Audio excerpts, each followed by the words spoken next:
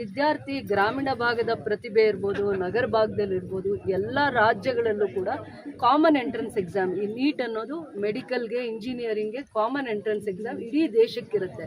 ಯಾರು ಪದೇ ಪದೇ ನೀಟ್ ಎಕ್ಸಾಮ್ಗೆ ಪ್ರಿಪೇರ್ ಆಗಬೇಕಂದ್ರೆ ಮೆಂಟಲ್ ಸ್ಟ್ರೆಸ್ ಆಗುತ್ತೆ. ತಂದೆ ತಾಯಿ ಯಾವುದೇ ಸರ್ಕಾರ ಆಗಲಿ ತಪ್ಪಾಗಿರುವಂಥ ನಿರ್ಧಾರಗಳು ತಗೊಂಡಿದ್ದಾರೆ. ಆ ತಪ್ಪು ನಿರ್ಧಾರಗಳನ್ನ ಸರಿ ಮಾಡ್ಕೊಳ್ದೆ ವಿದ್ಯಾರ್ಥಿಗಳು, ಓದೋ ಅಂಥ ಪ್ರತಿಭಾವಂತ ವಿದ್ಯಾರ್ಥಿಗಳು ಅವ್ರ ಜೀವನ ಕಳ್ಕೊಂಡಿದ್ದಾರಲ್ಲ. ತಂದೆ ತಾಯಿ ಎಷ್ಟು ಕನಸಿಟ್ಕೊಂಡಿರ್ತಾರೆ ಆ ಮಕ್ಕಳ ಬಗ್ಗೆ.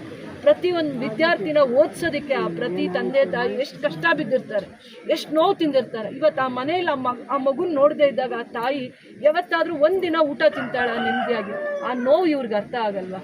ಎಷ್ಟು ಮಂಡಾಗಿ, ಅಂದರೆ ಎಷ್ಟು ಅಡಮೆಂಟಾಗಿ ಇವ್ರ ಡಿಸಿಷನ್ಸ್ ಇದೆ.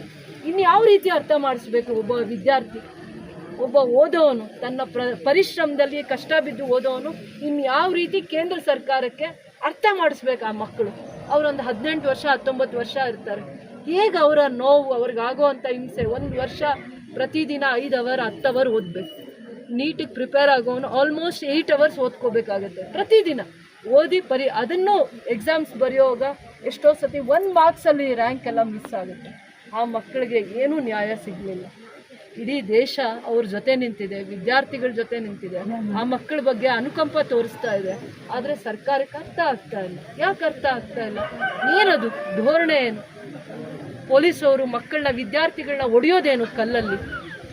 ಯಾವ ಇದರಲ್ಲಿ? ಇದು ಪ್ರಜಾಪ್ರಭುತ್ವನ? ಯಾವ ವ್ಯವಸ್ಥೆ?